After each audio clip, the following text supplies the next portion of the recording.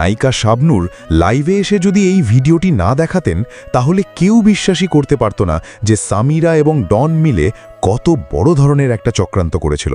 হ্যাঁ বন্ধুরা, আপনারা জানলে অবাক হবেন, নায়িকা শাবনূর ফেসবুক লাইভে এসে যে দুটি ফটো এবং ভিডিও দেখিয়েছেন তা দেখার পর গোটা দেশ শিউরে উঠেছে।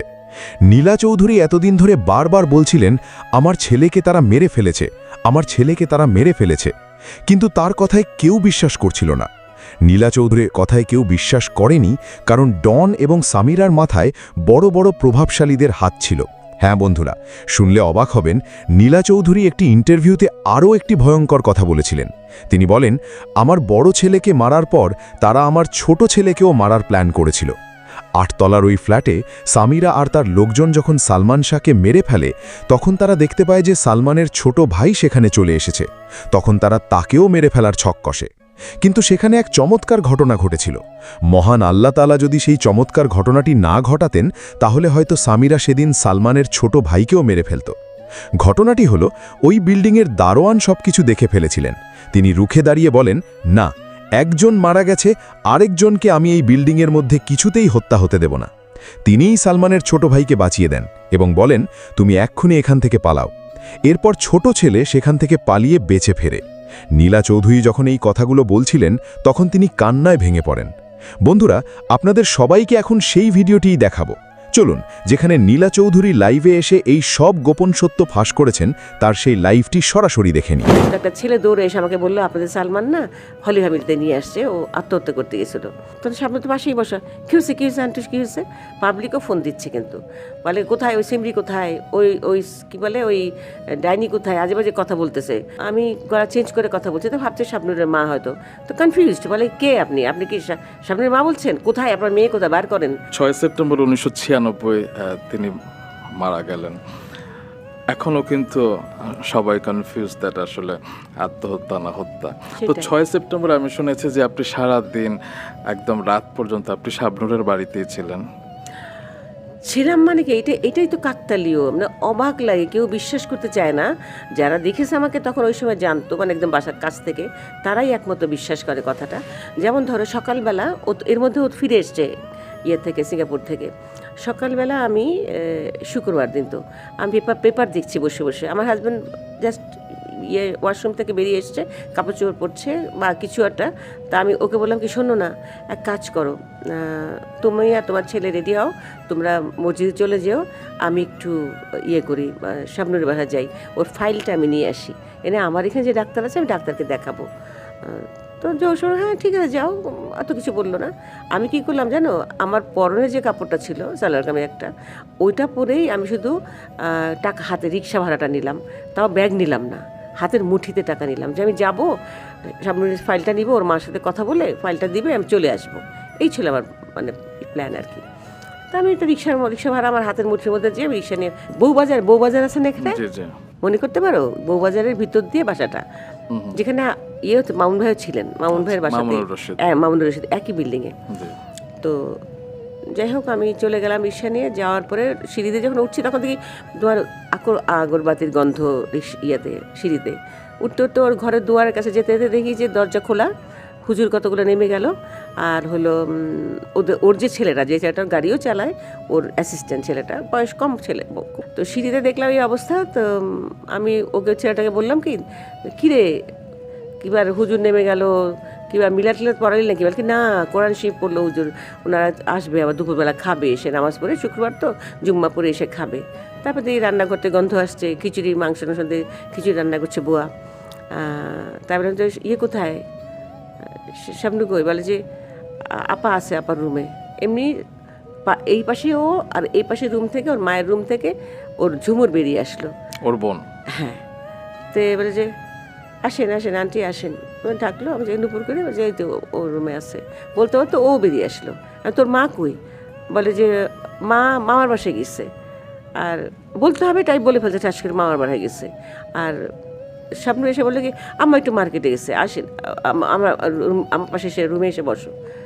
বসলাম, যে কথা বলছি, কিছুই না। আমি যে দেখ, আমি তোর ইয়েটা নিতে আসলাম, ফাইলটা নিতে আসলাম, আমি নিয়ে চলে যাব, এই জন্য এইভাবে চলে আসলাম রে। তো তোর আম্মা কখন আসবে, আসলে ও বলছে কি আম্মার কাছে তো ফাইলটা তো ইয়েতে আলমারিতে, আম্মার কাছে চাবি। তো আমি তো কখন আসবে এটা নিয়ে আমি চলে যাব।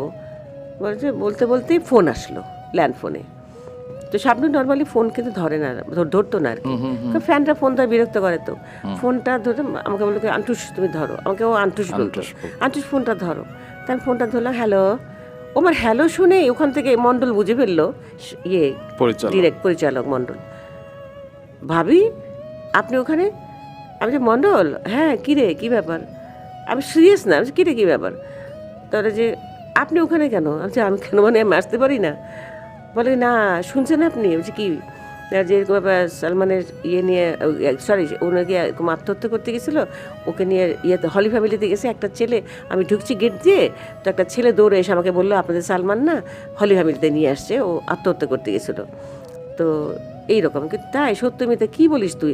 যা তো ভিতরে ভিতরে যে পরিচালক সমিতি দেখ আর কে কে আছে, একটু কথাবার্তা বলে একটু জানাতো প্লিজ, জানাবি। তোদের সামনে তো পাশেই বসা। কী হয়েছে কী হয়েছে আন্টুস কী হয়েছে? তা আমরা যে এই ব্যাপার শুনলাম। না না না তা কেন? ও একটু অস্থির হয়ে গেল আর কি। না আমি জানি না, আগে শুনতে দিয়ে আগে কী বলে, ও বলুক না, ফোন করুক না।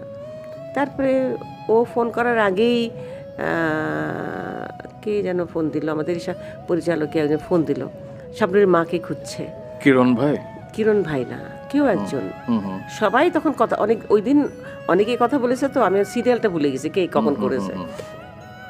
তো হলো যে এরকম ব্যাপার, ডলি ভাবি আপনি নাকি ওখানে, আপনি কেন কি শুনে গেছেন কিছু? আমি কিচ্ছু জানি না। কী হয়েছে বলেন তো? তো বলে যে এই ব্যাপার হলি ফ্যামিলিতে ওখানে রাখবে না ওরা, ওখান থেকে বোধহয় ঢাকা মেডিকেলে পাঠাতে বলেছে। যে ও আচ্ছা। তারপর তো শাবনূর আরও চিল্লাচিল্লি শুরু করে দিল। ঝুমুর এসে বসলো পাশে। তাই আমি বললাম যে আল্লাহ এখন কী করে জানি ফাইনাল কী ব্যাপার, কিছু বুঝতে পারছি না। অ্যাক্সিডেন্ট করলো বোধহয়, গাড়ি নিয়ে যেভাবে চালায় তো অ্যাক্সিডেন্ট করারই কথা। যাই হোক, শেষে এই আর কি একে একে করে ফোন করতে লাগলো, আস্তে আস্তে জানতে লাগলাম যে ঢাকা মেডিকেলে এই হয়ে গেল। এর মধ্যে শাবনূর তো চিল্লাচিল্লি যাবে দেখতে, সবাই আসছে, আমি না যাইস না, যাওয়ার তো প্রশ্নই আসে না। ও এর মধ্যে আমাকে অনেকেই না করছে, খবরদার তোমরা কিন্তু আইসো না, শাবনূরকে আটকে রাখো, তুমি যখন ওখানে আসে আটকে রাখো। এর মধ্যে কথা হয়েছে ওর মা কোথায়, ওর মা বাসায় নেই, ওর মামা বাড়ি গেছে, যার জন্য তুই যখন আসো তুমি ওকে আটকে রেখো। এখন পাবলিকের কমেন্ট হলো ওই যদি মাই হবে, ডলি যখন মা দাবি করে মাই হবে, তাহলে সে ওখানে বসে থাকলো কেন?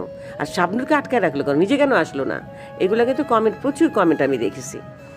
এখন আমাকে যখন সবাই বলল তুমি ওকে আসতে দিও না, নিজেও আসার দরকার নাই, এফডিসিতে লাশ নিয়ে আসা হবে, এখন এখানে সবাই আছে সাংবাদিকরা, এখানে একটা মব সৃষ্টি হবে, আজেবাজে ঝামেলা হবে, দরকার নাই। ওই কারণে কিন্তু আসলে এই ব্যাপারটা সবাই বলছে।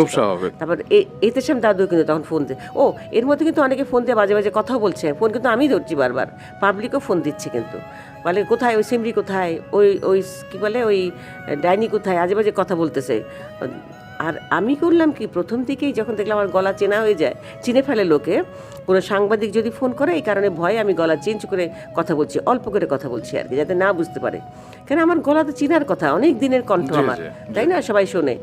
তো আমি গলা চেঞ্জ করে কথা বলছি, তো ভাবছে শাবনূরের মা হয়তো, তো কনফিউজড, বলে কে আপনি, আপনি কি শাবনূরের মা বলছেন? কোথায় আপনার মেয়ে, কোথায় বার করেন, এইসব আজে বাজে কথা লোক বলছিল, যার কারণেই ব্যাপারটা বুঝে গেলাম যে ঝামেলা হতে পারে গেলে পরে।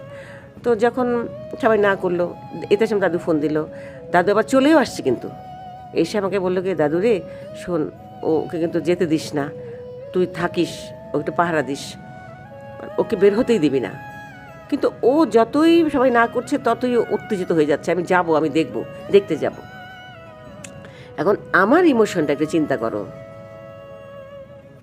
তখন আমার ইমোশনটা চিন্তা করো, আমি যে আমি কানবো না হাসবো, নাকি আমি যাব নাকি থাকবো, আমি কি করব? আমি তখন এমন একটা অবস্থায় পড়ে গেছি, আমি এই মেয়েকে ছেড়ে যেতেও পারছি না, আবার দেখবো না বা যাব না ওখানে, কিছুই বুঝতে পারছিলাম না কি করব। আমি কিন্তু কাকে জানি বলছিলাম, দিলু ভাইকে বোধহয় বলছিলাম আমি, যে দিলু ভাই আমি কি যাব না, যেতে পারবো না, তো এই মেয়েকে দেখে আমি যাবো কেমন করে? তাহলে আপনারা না করছেন, আমার তো যেতে ইচ্ছে করছে। বলে আসার কোনো দরকার নেই ভাবি, যা হবার হয়ে গেছে, ঘটনা ঘটে গেছে, ওকে তো বাঁচাতে পারিনি আমরা, তাই না? তো এটা তো আনএক্সপেক্টেড জিনিস, এতদিন হয় নাই, এটাই অবাক হয়েছি।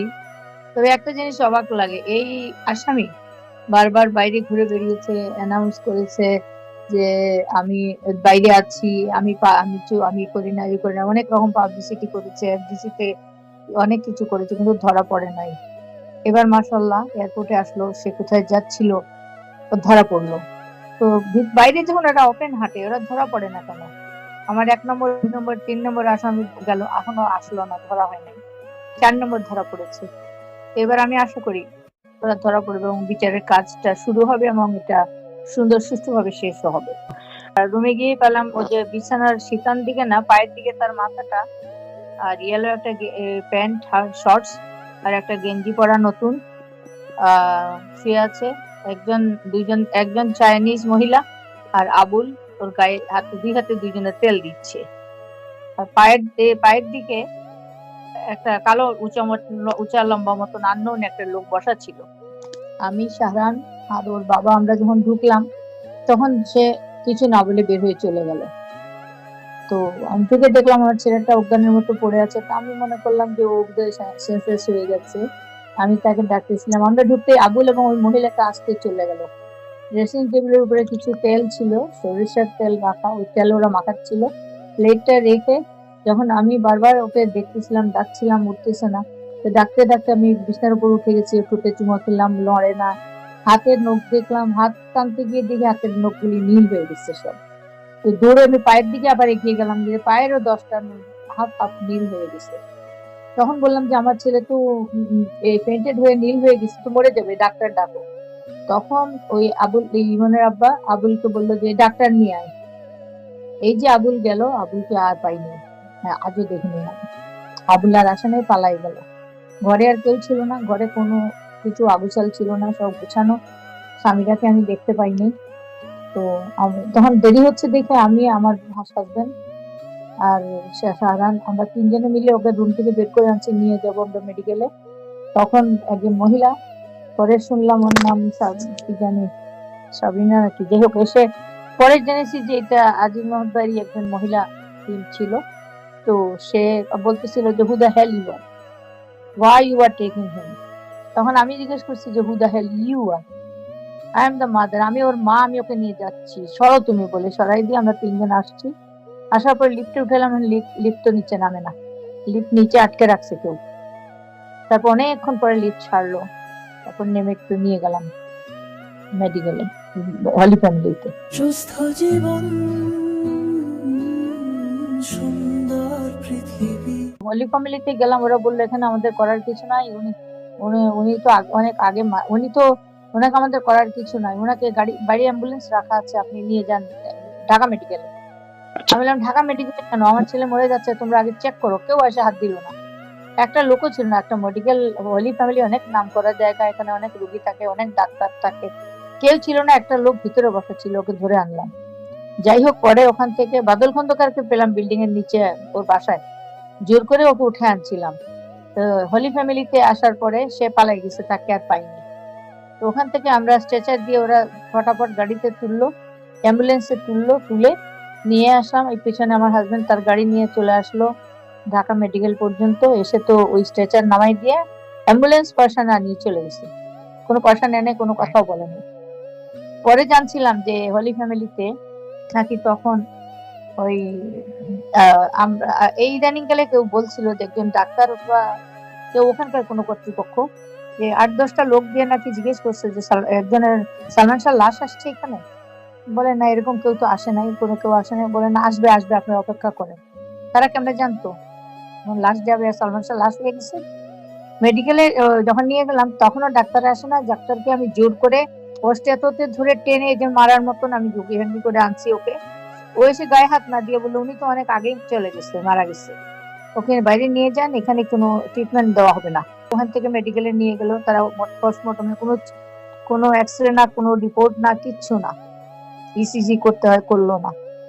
যাক, এটা এখন বলে লাভ নেই, আমার শরীর অসুস্থ। আমার 11 জন আসামির দাবি, 80 আসামিকে গ্রেফতার করা বাঞ্ছনীয় এবং অতি দ্রুত। 1, 2, 3 1 নম্বর আসামি গ্রেফতার হয়নি, তার মা, তার বাবা, তার স্বামী মোস্তাক, যে আমার ছেলের ঘরে নষ্ট করে তাকে বিয়ে করছে, এসব কারণে তো গন্ডগোল হয়েছে। হ্যাঁ, আমি এই সরকারের প্রতি আস্থাবান। আমার মনে হচ্ছে যে হবে এখন, কারণ সে এই লোকটা কিন্তু স্বার্থপর না মনে হচ্ছে, যে প্রেসিডেন্টের ছেলে, সে তো রাস্তার থেকে এমনি এমনি আসে নাই, সে একজন প্রেসিডেন্টের ছেলে, প্রেসিডেন্ট ন্যায় নিষ্ঠাবান ছিলেন, প্লাস তার ভাই মারা গেছে, তার মা কষ্ট পাইছে আমার মতো, সেম আমার মতন ফ্যামিলি, তাদের ভুক্তভোগী, আমরা ভিকটিম সব দিক থেকে। আল্লাহ তাকে প্রেসিডেন্ট বানিয়ে দিয়েছে মনে হয় মানুষের উপকারের জন্য। সে সাধারণ জীবন যাপন করছে, তার স্ত্রী, তার মেয়ে, তাদেরকে কোনো অহংকার দেখা যাচ্ছে না, নিরহংকার মানুষ। আর সর্বোপরি আমার আল্লাহর উপর বিশ্বাস আছে, আল্লাহর উপর বিশ্বস্ততা আছে, বিচার হবেই, এবং এই সরকারের আমলেই হবে আমি আশা করি। 18 কোটি মানুষের সহযোগিতায়, আমি একা ছিলাম না, একা নাই এখনো, যার জন্য বিচার হয়েছে, এতটুকু হয়েছে, আরো হবে। আর বাকি আমি সরকারের দৃষ্টি আকর্ষণ করছি যে অনতিবিলম্বে খুব দ্রুত যেন আমার প্রথম আসামিগুলো ধরা খায়, এবং শেষের 11 জন না খালি, এখানে কোর্টের নির্দেশ অনুযায়ী ওই রিজভির স্বীকারোক্তিতে 164 এর স্বীকারোক্তিতে এজাহারভুক্ত এই 11 জনের নাম দেওয়া হয়েছে। 11 জনের বাইরে প্রায় 70 ঊর্ধ্ব আসামি আছে এখানে, এফডিসির লোক আছে, বাদল খন্দকার আছে, আর অনেক অনেক সহ অনেক আছে, বাদল খন্দকার, আহমদ শরীফ প্রথমেই তো তাকে ওখানে অ্যাক্টিং করতে দেয় নাই, তাকে বহিষ্কার করছে, অনেক কিছু করছে, অনেক কিছু আসবে।